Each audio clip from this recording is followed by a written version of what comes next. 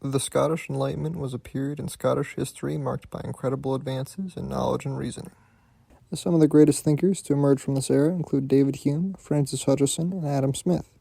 These men had an incredible influence on how we understand the world. Many of their ideas continue to influence us to this day. However, it is important to note these men were heavily influenced by one of their predecessors, an Anglo-Dutch writer by the name of Bernard Mandeville. Mandeville was born in Rotterdam in 1670. Little is known about his upbringing and personal life, but we do know he was practicing medicine in London by the turn of the 18th century. London in the 1700s was prosperous. As the rapidly growing capital of a rapidly growing empire, it had many amenities, but also many vices. It was in this environment Mandeville composed the Fable of the Bees. The first portion of the fable was published anonymously in 1705. Titled The Grumbling Hive, or Knaves Turned Honest, the satirical poem tells the story of a beehive. A spacious hive well stocked with bees, that lived in luxury and ease, and yet as famed for laws and arms, as yielding large and early swarms, was counted the great nursery of science and industry. No bees had better government, more fickleness, or less content. They were not slaves to tyranny, nor ruled by wild democracy, but kings that could not wrong because their power was circumscribed by laws.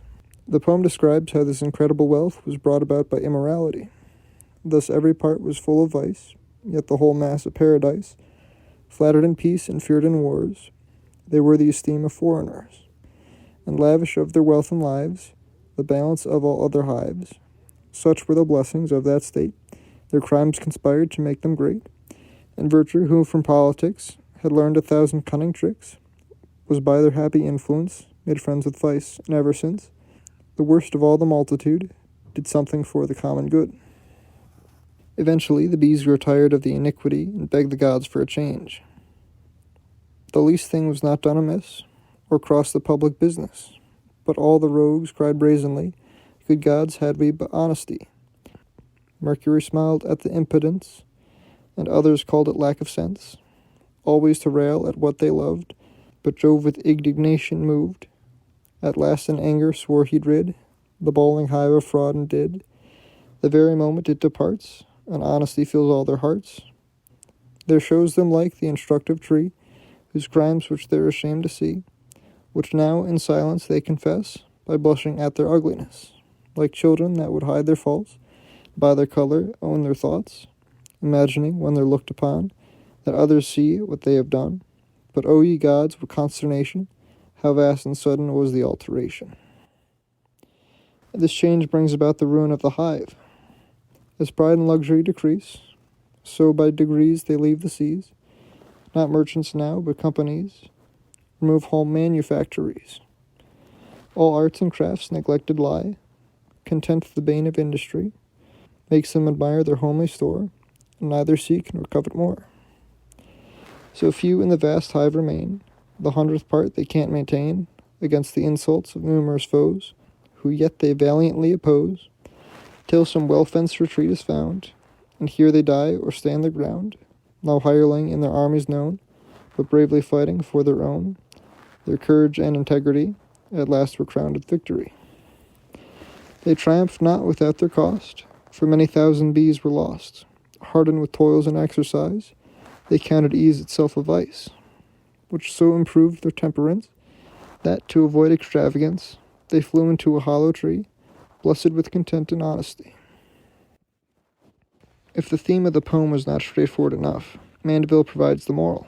So vice is beneficial found, when it's by justice lopped and bound, nay, where the people would be great, as necessary to the state, as hunger is to make them eat, bare virtue can't make nations live, in splendor they that would revive, a golden age must be as free for acorns as for honesty.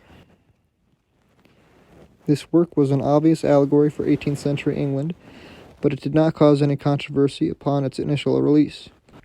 In 1714, Mandeville republished the poem along with an introduction and essays expanding on the themes of the work, again anonymously. This edition was the first to have the title, The Fable of the Bees. Mandeville's reasoning is rather straightforward. The want of wealth, pleasure, and status may be traditionally immoral, but it provides direct benefits to an economy. Production must increase in order for supply to meet demand, and wealth is generated by production. This wealth is produced regardless of if the consumer already has enough of this good, or if the good harms the consumer or others. By vice, Mandeville means any action motivated by self-interest, such as greed, pride, and envy. We can best understand what Mandeville perceives to be the benefits of vice by observing the consequences of the most classically understood vice, the want of alcohol. Naturally, we physiologically do not need alcohol for survival, so any consumption of it is in excess of what is necessary.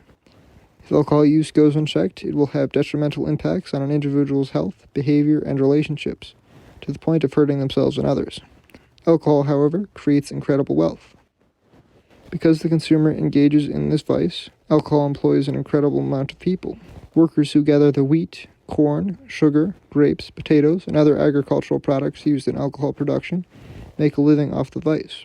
So do the workers who brew, bottle, and transport the alcohol. Also, consider the barkeeps, barbacks, and liquor and grocery store employees.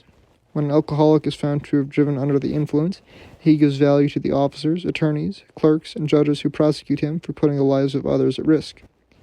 When the alcoholic's health is failing him, he gives wealth to physicians, nurses, and surgeons who attempt to save him.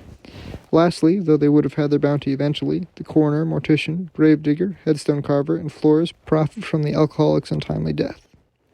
Although one man suffered whilst enjoying himself, many others prospered. This is how one private vice becomes a public benefit.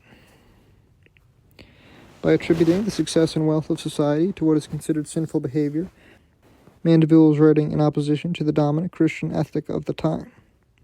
18th century Anglicans believed actions informed by desire were the primary force behind societal ills, and progress was to be achieved by overcoming sin. And Mandeville was saying the exact opposite. Suppression of vice is holding back society. Despite this, it took until 1723 for Mandeville to truly offend the members of the Church of England. But this time he was not writing anonymously. This edition criticized the growing institution of church-affiliated charity schools, thereby causing a substantial controversy amongst English Christians. Mandeville spent a good portion of his remaining career responding to this criticism. The first essay added to the Fable, An Inquiry on the Origin of Moral Virtue, sets out Mandeville's understanding of the state of nature. Humans are naturally self-interested and have a hard time working together. Morality is a development which serves to allow societies to advance and function. A virtue motivates men to act harmoniously while feeding their pride. The next edition contained 2 additional essays. An essay on charity and charity schools, and a search for the nature of society. The charity schools were organizations started by churches which provided education to children who otherwise would be unable to afford it. In short, Mandeville believes teaching the poor is a waste of time and resources.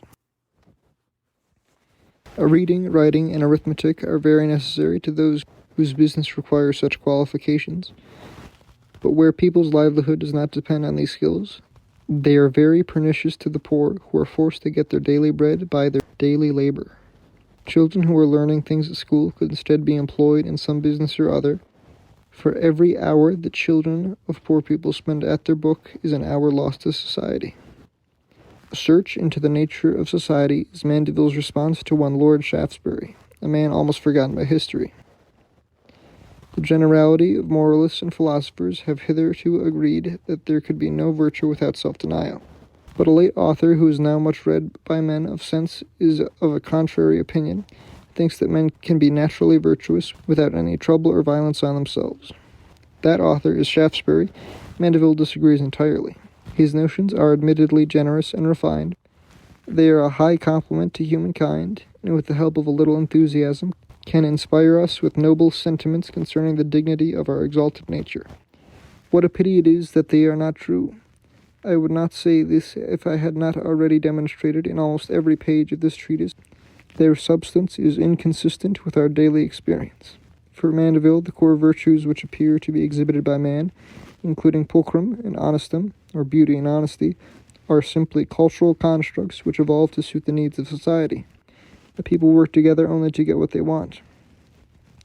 The first cause of man's becoming more sociable than other animals the moment after he lost paradise are not his good and amiable qualities, but the bad and hateful ones. His imperfections and lack of excellence that other creatures are endowed with, that if he had remained in his primitive innocence and continued to enjoy the blessings that came with it, there is no shadow of probability that he would ever have become that sociable creature he is now. Mandeville would also produce a volume of 6 dialogues, in addition to these essays, which I have made the mistake of reading. These would serve to advance his ideas. Ultimately, Mandeville would pass away in 1733 at the age of 62. Reconsidering the value of selfish actions was Mandeville's core contribution to the Scottish Enlightenment. In 1776, Adam Smith published The Wealth of Nations, and Mandeville's influence is certainly observable. This is most apparent in Smith's discussion of the invisible hand. As every individual, therefore, endeavors as much as he can, both to employ his capital in the support of domestic industry, and so to direct that industry that its produce may be of the greatest value, every individual necessarily labors to render the annual revenue of the society as great as he can. He generally, indeed, neither intends to promote the public interest, nor knows how much he is promoting it. By preferring the support of domestic to that of foreign industry, he intends only his own security. By directing that industry in such a manner as its produce may be of the greatest value, he intends only his own gain. And he is in this, as in many other cases, led by an invisible hand to promote an end which was no part of his intention. Nor is it always the worse for the society that it was no part of it. By pursuing his own interest, he frequently promotes that of the society more effectually than when he really intends to promote it. I have never known much good done by those who affected trade for the public good. It is an affectation, indeed, not very common among merchants. Very few words need be employed in dissuading them from it. This is an expansion on Mandeville's thesis. To Smith, self-interest not only has its benefits, it should be the driving factor behind the structure of a nation's economy. This has been the source of centuries of debate around the laissez-faire economy. Mandeville helped spark this idea. In addition to exposing the economic benefits of self-interest before Adam Smith, Mandeville considered moral relativism before David Hume. He critiqued altruism centuries before Nietzsche, Rand, and Dawkins.